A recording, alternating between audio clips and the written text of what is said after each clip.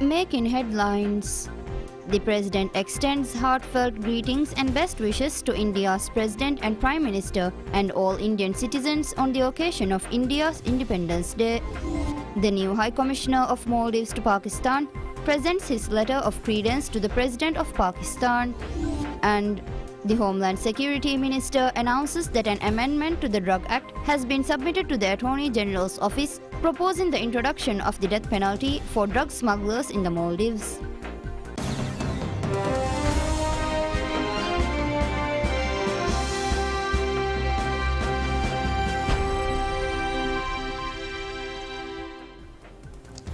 Welcome to the English News. I'm your host Malak Ahmad Fayaz. Now for the news in detail.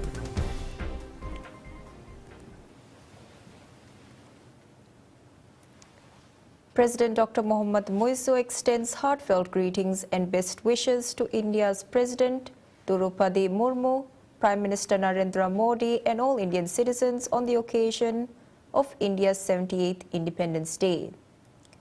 The President also extended his best wishes for the India's President and Prime Minister's good health and well-being, as well as for further progress and prosperity for the people of India. In separate letters sent to President Draupadi Murmu and Prime Minister Modi, President Dr. Muizzu stated that India continues to be an invaluable partner in the development of the Maldives. The President shed light on the long-standing partnership based on mutual respect and trust, noting that it has evolved into a close and cooperative friendship that has been instrumental in advancing the development and prosperity of the Maldives. The Maldives-India relations have continued to be strong, and India is one of the closest allies of the Maldives. President Dr. Mohammad Muizzu attended the swearing-in ceremony of Prime Minister Modi in June, revealing the strong ties between the two nations. In his official visit to India, the President held comprehensive discussions with India's President and Prime Minister as well. Furthermore, President Dr. Muizzu recognized and expressed sincere appreciation for India's unwavering support and assistance to the Maldives. The President reaffirmed the Maldivian government's full commitment to strengthening the historic relations between the two countries. The Independence Day of India is celebrated annually on August 15. It commemorates India's freedom from British colonial rule for more than 200 years on August 15, 1947.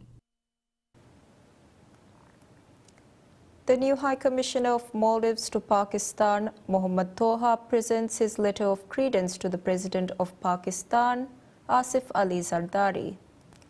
The Maldivian High Commissioner presented his letter of credence to the Pakistani President during a special ceremony held at Islamabad.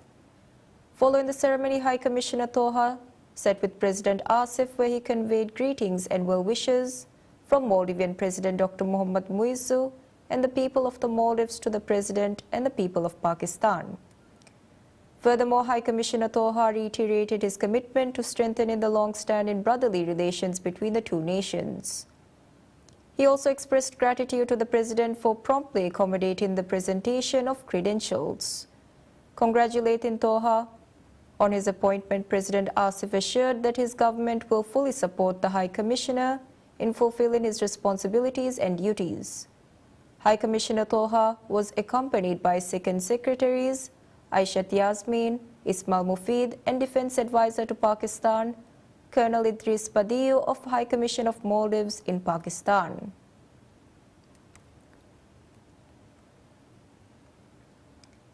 Minister of Foreign Affairs Musa Zamir expresses confidence in stronger bilateral relations with Bahrain after concluding his official visit to the country. Concluding his 4-day trip to Bahrain, Foreign Minister Zamir stated that it was an honor to be given the opportunity to meet with Bahrain's Prince Salman bin Hamad Al Khalifa, who also serves as the Prime Minister. The minister revealed that discussions were held with the Prime Minister of Bahrain and several other high-profile dignitaries, which will fortify the existing ties between the two countries. During the meeting with Bahrain's Prime Minister, Minister Zamir presented a letter from President Dr. Mohammad Muizzu addressed to the King of Bahrain, Hamad bin Isa Al Khalifa.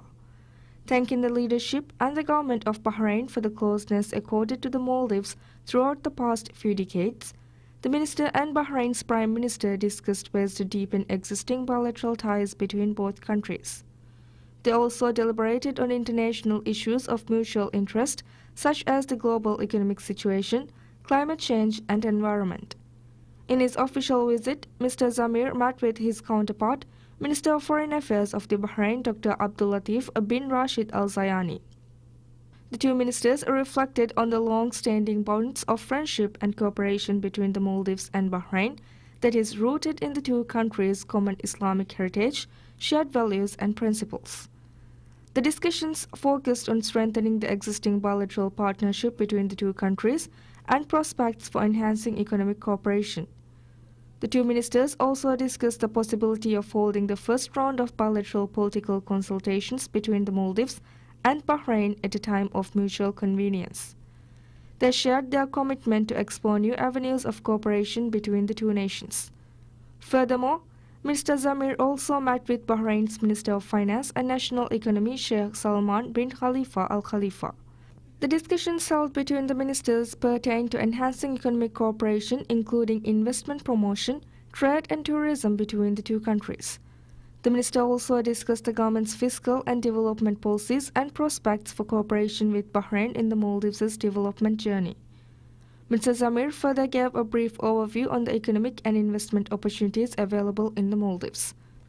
Meanwhile, the meeting held with Minister of Tourism and Chairman of the Tourism and Exhibitions Authority of Bahrain, Fatma bint Jafar Al Sayrafi, centered on enhancing the cooperation in the tourism sector.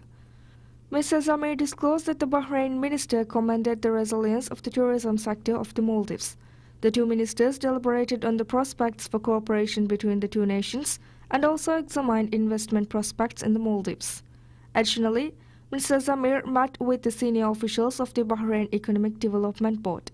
At the meeting, the minister and members of the board exchanged their views and opinions on B2B engagements and prospects for economic diversification. The minister also briefed the members on the investment opportunities available in the Maldives. Before concluding his visit, Mr. Zamir also met with the Chief Executive Officer CEO Maitam Abdullah and senior members of Bahrain telecommunications company Batelco. Batelco is the leading integrated communications provider in Bahrain. Speaking at the meeting, the minister extended his sincere appreciation to Batelco for the pivotal role they play in enhancing connectivity across the Maldives. The discussions also pertain to strengthening bilateral cooperation in the field of telecommunication, enhanced connectivity, and improved cybersecurity. Mr. Zamir undertook his official visit to Bahrain on the invitation of Bahrain's foreign minister. He was accompanied by the ambassador at large Ahmad Nasir, Secretary Bilateral Dr. Hala Hamid, Joint Secretary Mariam Risha, and Assistant Director Mizna Wahid. Minister of Finance Dr. Mohammad Shafiq announces that efforts to bring reformations to the Asanda system will commence this October.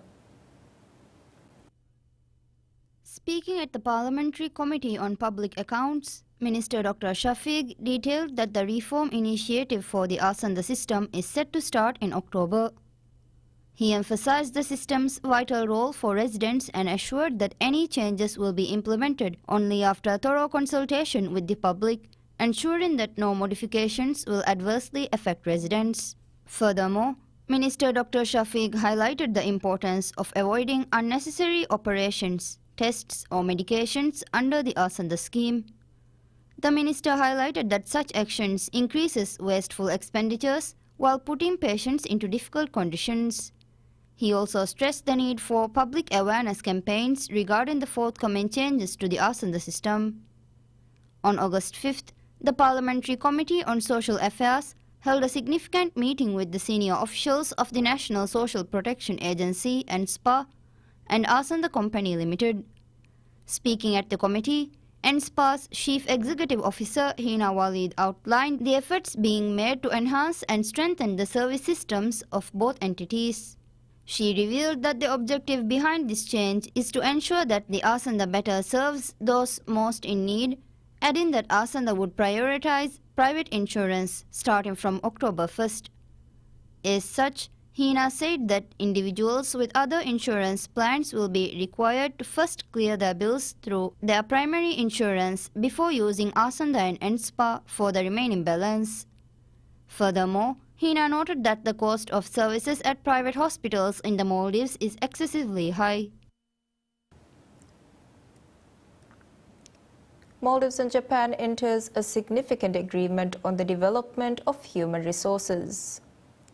The agreement for the Project for Human Resources Development was signed by the Minister of Higher Education, Labour and Skills Development, Dr. Maria Maria, and the Ambassador of Japan to the Maldives, Takeuchi Midori, at the special sign-in ceremony.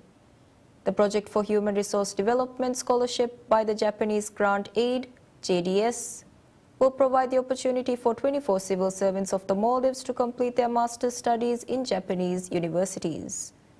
The master program should within a duration of 1 to 2 years.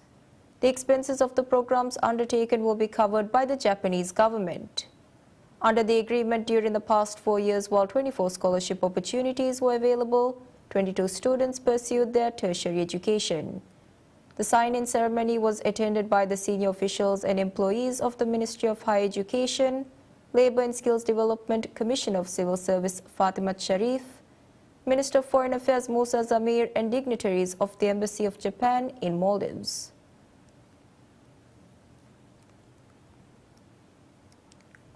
The Ministry of Homeland Security and Technology announces that an amendment to the Drug Act has been drafted and submitted to the Attorney General's Office, AGO, proposing the introduction of the death penalty for drug smugglers in the Maldives. Currently, the death penalty in the Maldives is reserved for murder cases, making this the first time such a severe punishment has been proposed for a crime other than homicide. Under the current Drug Act, the most severe punishment is life imprisonment for 25 years and a fine ranging from $6,500 to $650,000. It marks the first instance of the death penalty being considered in drug-related cases. The proposed amendment to the Drug Act includes a provision in Schedule 1 that mandates the death penalty for the importation of more than 500 grams of drugs. The amendment lists 139 types of drugs. The draft bill also states that if any of these drugs exceed the specified weight and the individual is convicted of drug trafficking, the death penalty would be enforced.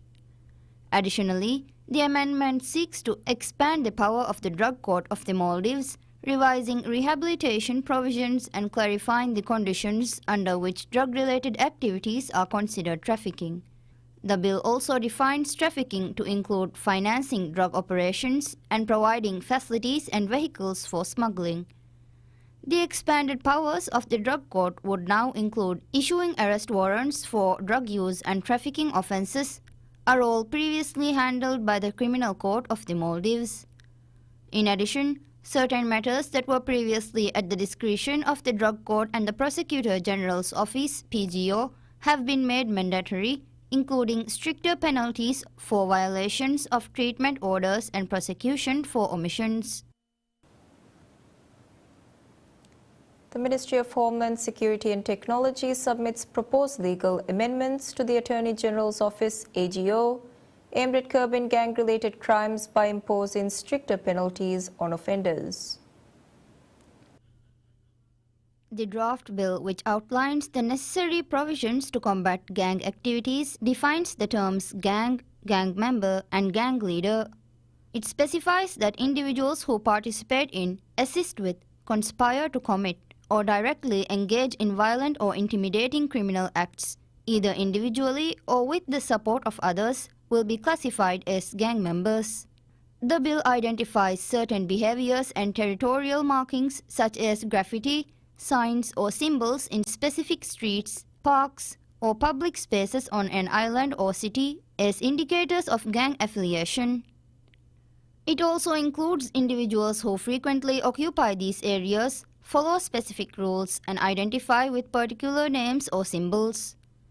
Police records showing organized activities or the involvement of individuals with a history of repeated criminal offenses also serve as evidence of gang activity. The bill further criminalizes seeking or receiving financial or material assistance from gang members or leaders. It stipulates that if money from an account belonging to or controlled by a gang member or leader is transferred to another individual's account and remains there for more than 2 days, it constitutes as an offence. The penalties for these offences include fines ranging from $32,000 to $65,000. If the fine is not paid within the specified period, all bank accounts in the name of the offender will be frozen for 5 years. Repeat offenders also face prison sentences of 5 to 10 years. The government is committed to addressing drug-related and gang crimes over the past 5 years, and it has drafted and forwarded this bill to the AGO. The Ministry of Homeland Security and Technology drafts the Gang Crime Prevention Bill, which has been submitted to the Attorney General's Office AGO for legal amendments. The bill seeks to remove gang leaders and members from holding government jobs, as well as prevent them from contesting in elections. The bill determines that anyone identified as a gang member by a designated committee will be dismissed from public employment and barred from future public employment or candidacy for electoral positions. The committee responsible for identifying gang leaders and members will include the Minister of Homeland Security and Technology, the Commissioner of Police, the Chief of Defense Force, and the heads of police and military intelligence. The penalties under the bill include fines ranging from $32,000 to $65,000, with provisions to freeze the offender's bank accounts for 5 years if the fine is not paid on time. Repeat offenders may also face prison sentence of 5 to 10 years. The draft also stipulates that vehicles used in gang activities will be taken into for up to 90 days without a court order. Law enforcement will have the authority to arrest gang members, search and photograph individuals, and search the premises of arrested individuals without a court order if there is a reasonable cause to believe a gang-related offense has occurred. The measures are part of the government's efforts to combat gang crime and enhance public safety. In line with this, significant structural changes have been made to the Maldives Police Service MPS this year, including the establishment of a special department focused on gang crime prevention. The Ministry of Health urges all health centers to prepare for health risks and emergencies which may arise due to the severe weather conditions. Statistics shows that a number of transmissible illnesses tend to emerge during the rainy season. Speaking to PSMNEWS, Senior Public Health Officer of the Ministry of Health, Ahmad Faisal, noted some health centers on certain islands do not operate around the clock. He emphasized that the ministry is making every effort to ensure residents in these areas receive adequate health care and treatment. Faisal mentioned discussions are currently underway with administrative authorities, health centers, and stakeholders to resolve this issue. He also underscored the ministry's commitment to monitoring the island's conditions post-rainy season and devising strategies for improvement. Additionally, Faisal assured all health centers are fully equipped and prepared to manage cases of the common cold with necessary medications available. He praised the health ministry's efforts in gathering detailed information about each island and commended the health center staff for their dedication. The ministry is also working to conduct public awareness programs for common cold. As such, the ministry is sharing information on such communicable diseases which may spread in various platforms, including social media. The Committee of the Whole House passes the proposed amendment to the Tourism Act. The amendment stipulates that the repayment period of an island or land taken for tourism purposes period should be extended by 6 months if the lease period is extended. The proposed amendment to the Act was introduced to the Parliament by Parliamentarian Abdullah Rashid. The bill aims to provide investors with the opportunity to extend the lease period of islands and land taken for tourism development. Under the current Tourism Act, if an investor were to extend the lease period, a one-time extension fee of $10 million must be paid. It also stipulates that $200,000 must be paid for each year of the extension. However, the proposed amendment to the Act requires payment for an extension within 6 months of the bill's passage. If the party agrees to this, the payment shall be 2/3 of the current rate. As such, one-time extension fee would be reduced to $5 million and the pay each additional year would be reduced to $100,000. Speaking on the amendment, parliamentarians noted that the amendment would facilitate the opportunity for many investors who want to extend their lease. The amendment is supported by parliamentarians of the opposition as well. The parliamentarians express that this is an important amendment that needs to be passed as soon as possible. After the introduction and the debate of the proposed Amendment Act, the bill was approved by the vote of 75 parliamentarians. It was then referred to the Committee of the Whole House for further review and was passed by the committee without any amendments. Minister of Islamic Affairs Dr. Muhammad Shahim Ali Saeed announces that all imams in mosques will undergo training this year as part of the Imam Refresher Program. The program was launched in February and has begun its training sessions for imams in Dal and Mim atolls, with 49 imams from these regions participating. In a social media post, Minister Shahim shared that over 100 imams have already taken part in the Refresher Program. He also emphasized that the goal is to extend this training to all 700 permanent imams working in the mosques across the country by the end of the year.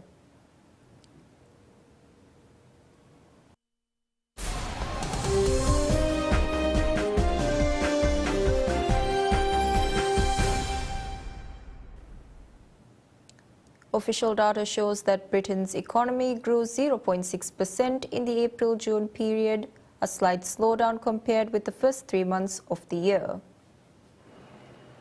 The country's economy is growing after it exited a mild recession at the end of last year, helped by inflation falling back from 4 decades highs. The Office for National Statistics said in a statement that the gross domestic product had expanded by 0.7% in the first quarter of 2024.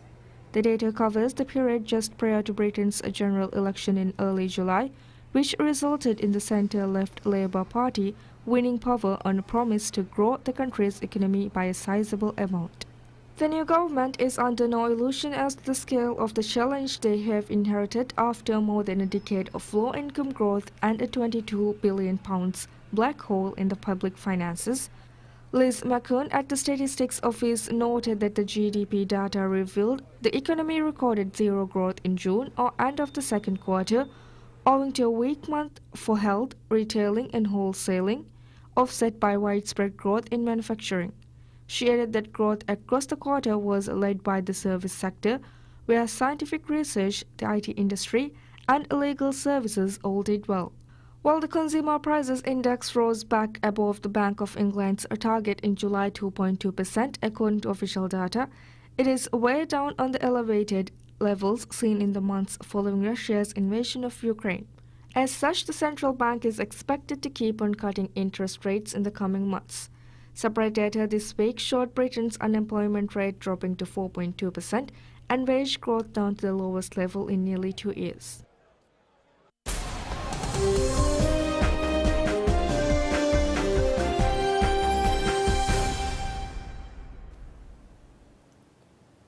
The government says Japan was set to lift a week-old warning that a megaquake potentially causing colossal damage and loss of life could strike. The alert that such a catastrophe might hit the archipelago of 125 million people prompted thousands of Japanese to cancel holidays and stock up on essentials, emptying shelves in some stores. Japan's disaster management minister Yoshifumi Matsumura said the special call for attention would be lifted at 5 p.m., assuming there was no major seismic activity. Matsumura cautioned, however, that the possibility of a major earthquake has not been eliminated, urging people to regularly check their preparedness for the major earthquake that is expected. Last Thursday, Japan's weather agency said the likelihood of a megaquake was higher than normal after a magnitude 7.1 jolt earlier in the day that injured 15 people. That was a particular kind of tremor known as a subduction megathrust quake, which in the past has occurred in Paris and can unleash massive tsunamis. The advisory concerned the Nankai Trough between two tectonic plates in the Pacific Ocean. The 800-kilometer Andes-Sea Gully runs parallel to Japan's Pacific coast, including of the Tokyo region, the world's biggest urban area and home to around 40 million people. In 1707, all segments of the Nankai Trough ruptured at once, unleashing an earthquake that remains the nation's second most powerful on record. That quake, which also triggered the last eruption of Mount Fuji, was followed by two powerful Nankai megathrusts in 1854 and one each in 1944 and 1946. Japan's government has previously said the next magnitude 8 to 9 megaquake along the Nankai Trough has a roughly 70% probability of striking within the next 30 years. Sitting on top of four major tectonic plates, Japan sees some 1,500 quakes every year, most of them minor.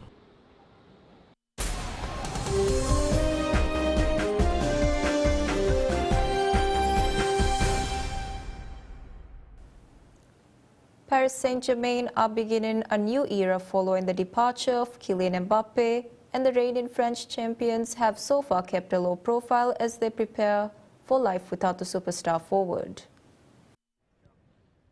Mbappe moved to Real Madrid when his contract expired in June, ending a prolific 7-year association with the Qatar-owned club in which he struck a remarkable 256 goals to become their all-time top scorer.